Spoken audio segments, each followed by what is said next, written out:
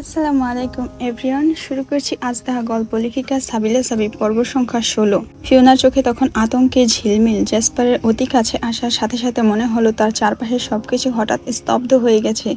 সে অনুভব করলো জ্যাসপার তার শ্বাস প্রশ্বাসের আওয়াজ শুনতে পাচ্ছে।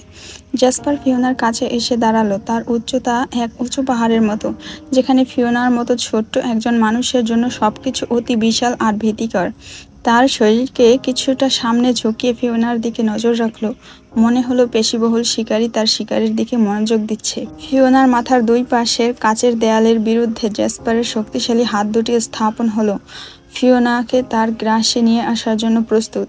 কাচের পৃষ্ঠের ঠান্ডা স্পর্শ তার পিঠে লাগছিল। প্রতিটি শ্বাসে ফিওনার মনে অশুভ অনুভূতি তৈরি করছিল।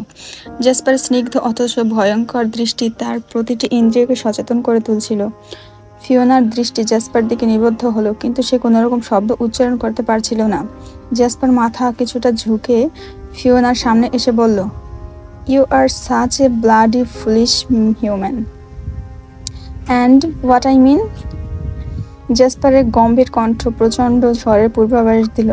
তার কথায় বিদ্যুৎ চমকাচ্ছে, কারণ তোমরা হিউম্যানরা অনেক সেলফিশ, বেঈমান হয়ে থাকো। তোমার মনে হয় আমি তোমাকে বিশ্বাস করব? বোকা দুর্বল মানবী।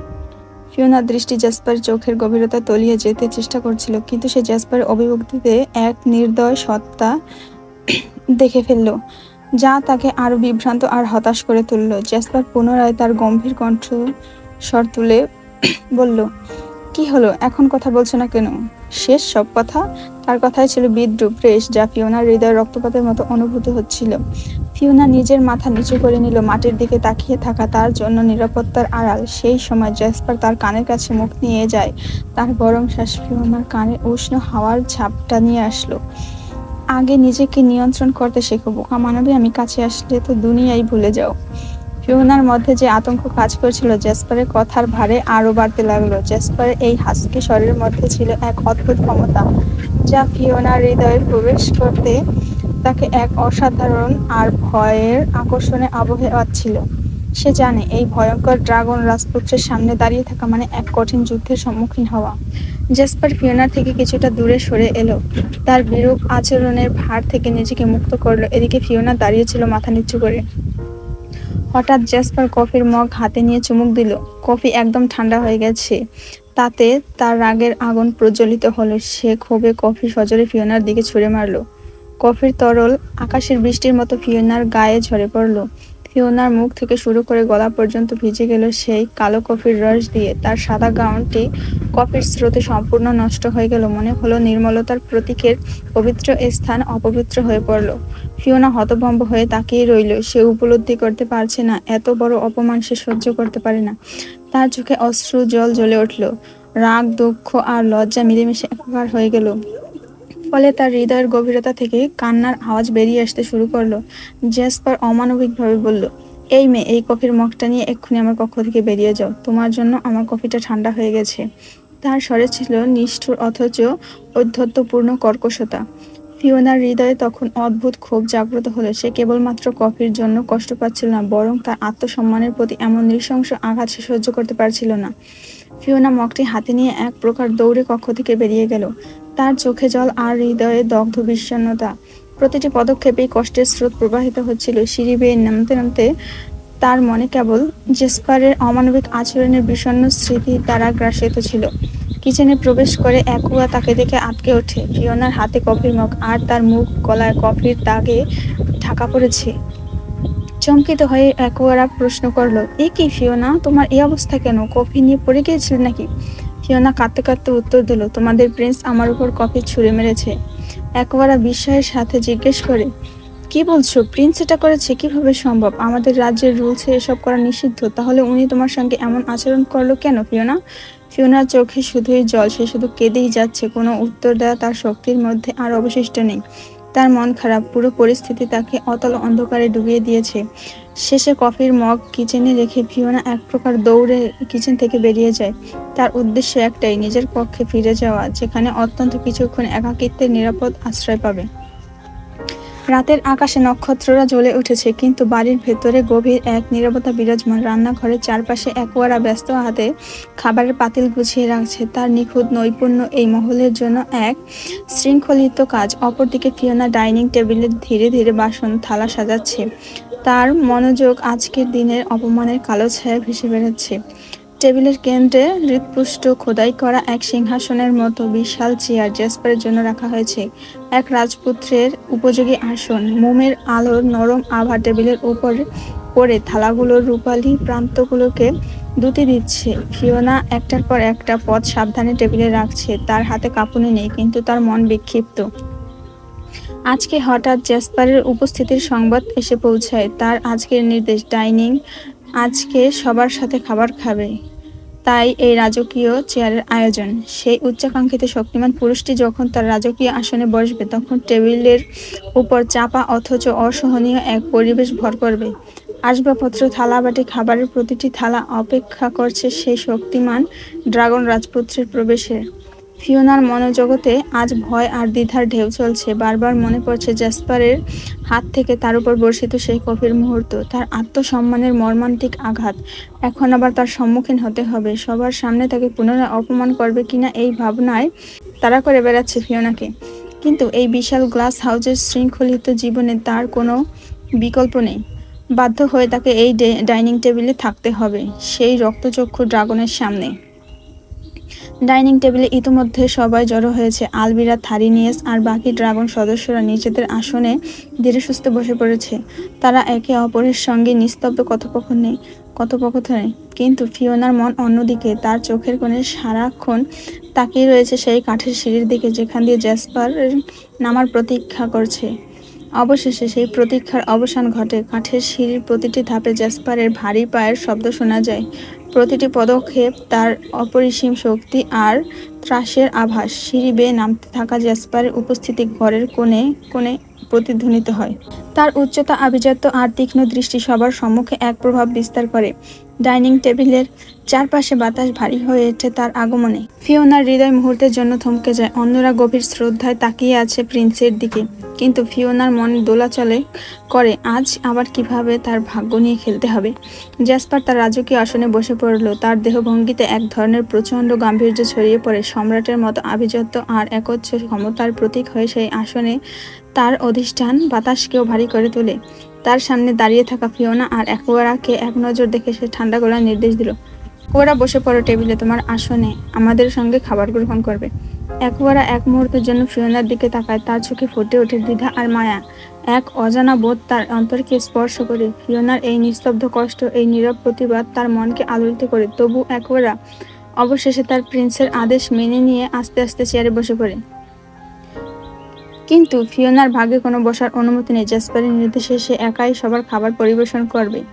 তার হাত ধীরে ধীরে এগিয়ে যায় টেবিলের দিকে। একের পর এক প্লেট নিস্তরঙ্গ দক্ষতায় খাবার তুলে দিচ্ছে। খাবারের গন্ধ টেবিলের অন্যরা তৃপ্তি পেলেও ফিওনার মনে সেই কাজ কোনো আনন্দ বয়ে আনে না। প্রতিটি পরিবেশনের সঙ্গে সঙ্গে তার আত্মমর্যাদা ক্ষতবিক্ষত হচ্ছে, কিন্তু তবুও সে নিরুপায়, নির্বাসিত এক বন্দির মতো গ্লাস হাউসের এই শৃঙ্খলে জড়িয়ে আছে। একবারে দূর থেকে ফিওনার অসহায়তাকে লক্ষ্য করে। তার চোখে মিশে থাকে অপরাধবোধ, কিন্তু সে কিছুই করতে পারবে না। ফিওনার প্রতিটি পদক্ষেপে তার অন্তরের গভীর ঝাঁকুনি লাগে, কিন্তু জেসপারের দৃষ্টির সামনে সে নীরব হয়ে থাকে। একবারে মনে মনে দ্বিধাগ্রস্ত। ফিওনার মতো একটা মেয়েকে এইভাবে অপমান আর কষ্ট দেওয়া সে তা কিছুতেই মেনে নিতে পারছে না। তার মিষ্টি স্বভাব, শান্ত আচরণ সবকিছুতেই প্রমাণ হয়ে যায় যে ফিওনা কোনো জীবের ক্ষতির কারণ নয়। তবু কেন তাকে এভাবে শাস্তি দেওয়া হচ্ছে? একবারে নিজের মনেই প্রশ্ন করে, শুধু মানুষ বলেই কি সে এত অপদস্থ হবে নাকি ড্রাগন রাজ্যের নিয়মের বাইরে কিছু চলছে? ফিওনার প্রতি এই অন্যায় আচরণ ড্রাগনদের গর্বিত ঐতিহ্যের সাথে বেমানান। ড্রাগন রাজ্যের নিয়ম তো বরাবরই কঠোর হলেও ন্যায় বিচারের উপর ভিত্তি করেছিল, আর সেখানে এই মানবের প্রতি এমন নির্মমতা। একবারে বুকের ভেতর গুমড়ে ওঠে। প্রিন্সের এই কঠিন রীতি কি সঠিক? একবারে বুঝতে পারল না, কিন্তু তার মনের ভেতর এক ধরনের অস্বস্তি ঘনীভূত। প্রিন্স অরিজিন এই সাধারণ একটা মানবীর সাথে এমন আচরণ কেন করছেন? এই প্রশ্ন ক্রমেই তার চিন্তার গভীর প্রতিধ্বনিত হতে থাকে, কিন্তু রাজকীয় আদেশের সামনে সে অসহায়। রাতের নীরবতায় ডাইনিং কক্ষের গুঞ্জন থেমে গেল। জেসপার সবাইকে নিয়ে গুরুত্বপূর্ণ এক মিটিংয়ে বসলো। অন্ধকারে ঝলমল করতে থাকা চাঁদের আলো বড় বড় কাচের দেয়ালের বাইরে ছড়িয়ে পড়ছিল। কক্ষের ভেতর ড্রাগনদের একত্রিত উপস্থিতি গম্ভীর এক আবহাওয়া তৈরি করলো। ফিওনা তখন নিজের কক্ষে ফিরে গেছে, আর অ্যাকোয়ারা, যার এ ধরনের মিটিংয়ে থাকার প্রয়োজন নেই, শুধুমাত্র কিচেনের কিছু কাজ শেষ করে সে নিস্তব্ধভাবে দূরে দাঁড়িয়েছিল। জেসপার থারিনিয়াসকে নির্দেশ দিল, মিস্টার চেনসিং আর ওয়াংলি, ওদের কল্পনা সম্পর্কে যেভাবেই হোক না কেন খোঁজ নাও। এথেরিনের মুক্তির পথে একটাই মাত্র ধাপ, যা এড়ানো যাবে না। ওদের পরবর্তী পদক্ষেপ অনুযায়ী আমরা আমাদের পরিকল্পনা করব। থারিনিয়াস সম্মতি জানিয়ে মাথা নিচু করলো। তার ডানা মেলে ধরল চীনের আকাশে উড়তে। সে জানত আজকের রাতটা গুরুত্বপূর্ণ। সে বিশেষ এক সংবাদ নিয়ে ফিরতে চায়। এই মিশন সম্পূর্ণ বদলে দিতে পারে যা। জেসপার এরপর তার মনোযোগ ফেরালো আলবিরার দিকে। ফিওনাকে দিয়ে গ্লাস হাউস পরিষ্কার করাও। কতদিন হলো কাজগুলো অপরিষ্কার হয়ে আছে। পুরো লিভিং রুমের কাজগুলো ক্লিন করতে হবে। তবে মনে রেখো, অ্যাকোয়ারা ওকে কোনো কিছু দেখিয়ে না দেয়, সাহায্য করার কোনো অধিকার নেই তার। আলবিরা মাথা নাড়ে। তার মধ্যে ক্ষীণ এক সংশয় ছিল, কিন্তু জেসপারের চোখের কঠোরতা তাকে নীরব রাখলো। কক্ষের বাইরে থারিনিয়াস তখন প্রবল গতিতে চীনের আকাশপথে ছুটে চলেছে। রাতের বাতাস তার ডানা স্পর্শ করেছে। আজকের রাতের শেষ জেসপার এক বিশেষ বার্তা পেতে চলেছে, যা তার চিন্তার গতিপথে নতুন মোড় আনবে।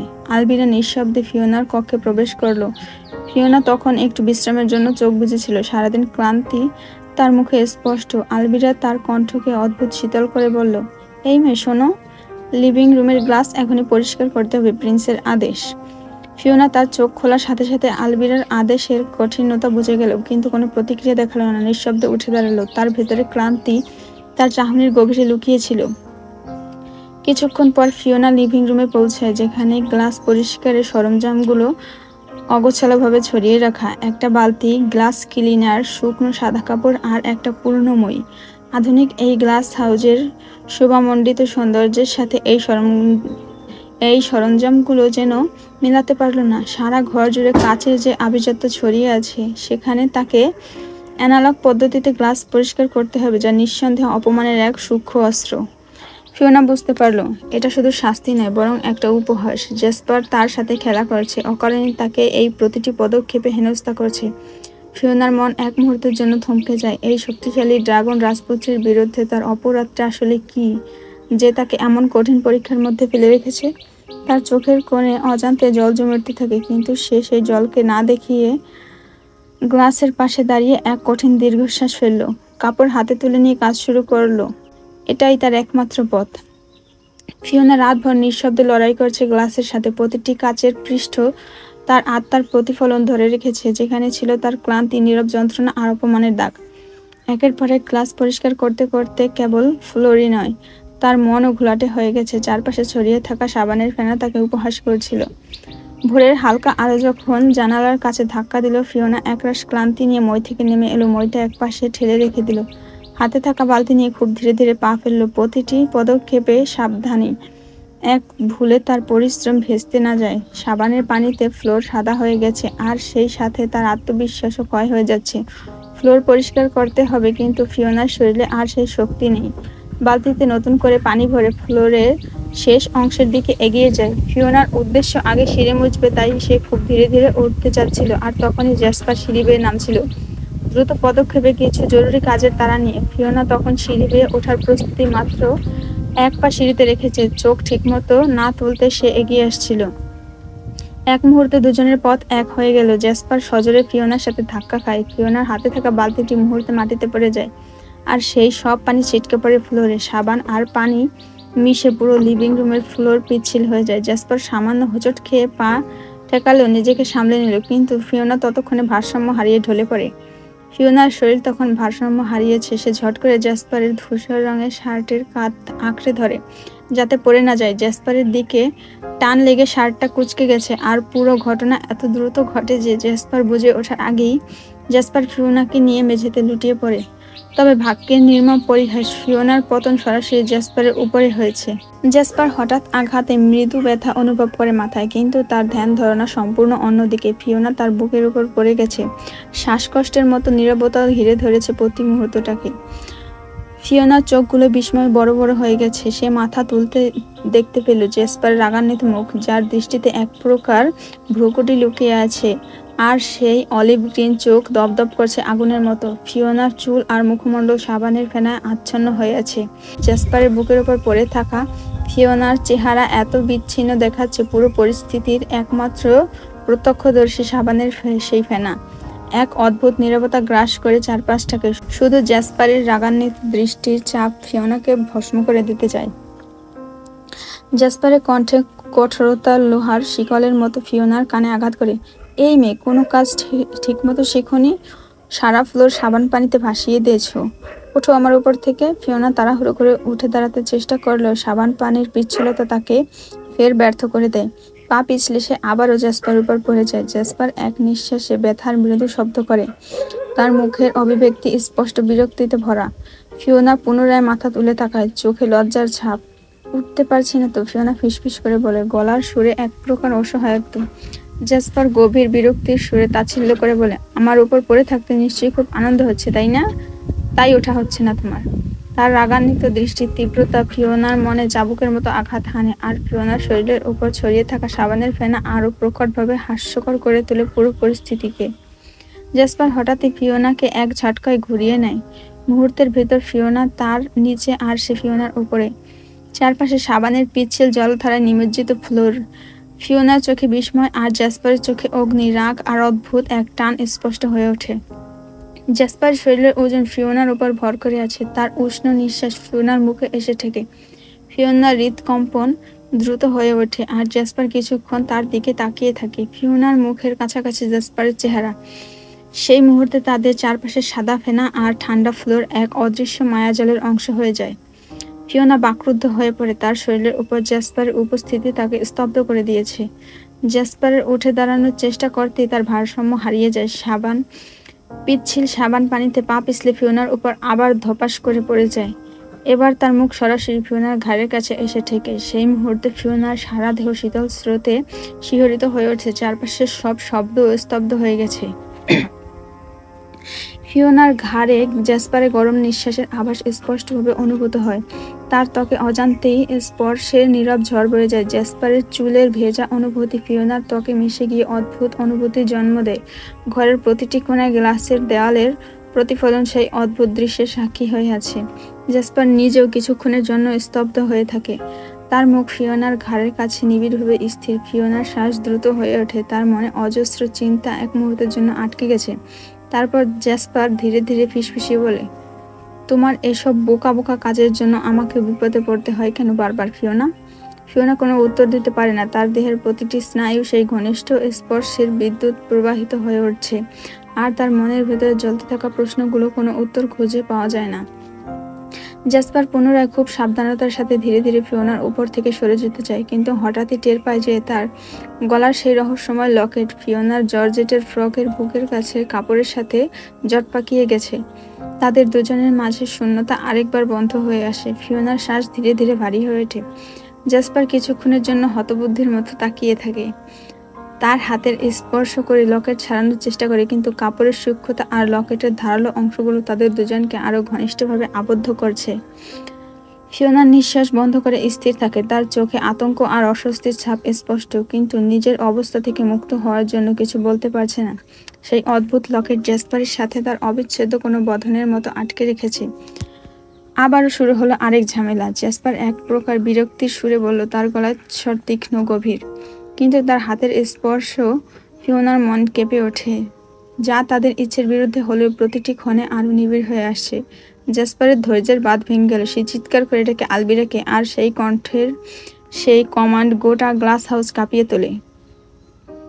মুহূর্তে আলবিরা ছুটে আসে। সিঁড়ির উপর থেকে দৃশ্যটি দেখে তার মুখে বিস্ময়ের ছাপ।